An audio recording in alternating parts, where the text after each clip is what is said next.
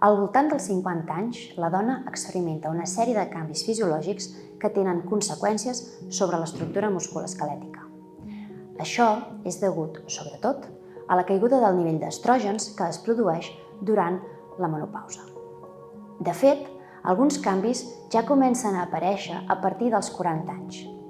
I més enllà dels coneguts fogots, és en aquesta etapa quan augmenta el risc de patir altres malalties, com, per exemple, l'osteoporosi, malalties cardiovasculars, que seria, per exemple, la hipertensió, malalties cròniques, algun tipus de càncer ginecològic, dolor articular, altres molèsties musculars, augment de pes, canvis en l'estat anímic, entre d'altres. Una eina que existeix, que és de fàcil accés i que ajuda a disminuir aquests riscos associats és l'exercici físic, que, a més, millora el nostre estat de salut. En el cas de les dones, aquest exercici s'ha de centrar bàsicament en el treball de força muscular. La dona ha d'introduir la pràctica de l'exercici adequat a aquesta etapa vital, de forma controlada, fent que sigui agradable a l'hora de practicar-ho, evitant que sigui competitiu i procurant practicar exercici aeròbic i de baix impacte osteoarticular.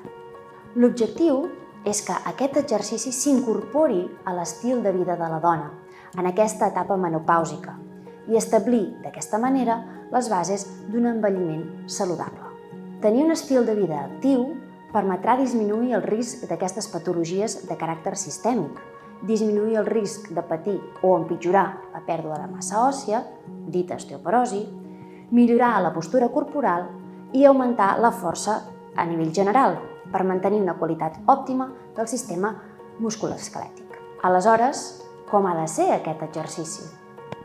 Doncs cal treballar tots els grups musculars, incloent la postura, la musculatura que involucra la postura, i la de la base de la pelvis. S'hauria de fer com a mínim 2 dies a la setmana, treballant a nivells d'intensitat que se situen entre el 70 i el 85% del màxim. També ha d'incloure treball de característiques aeròbiques, d'entre 3 i 5 dies per setmana, i mantenir el treball de mobilitat articular i els estiraments.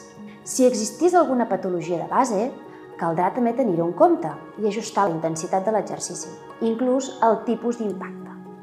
Per exemple, si existís alguna incontinència urinària, que rebrà el seu tractament propi, o bé osteoporosis diagnosticada, també caldrà fer alguna adaptació a aquests exercicis.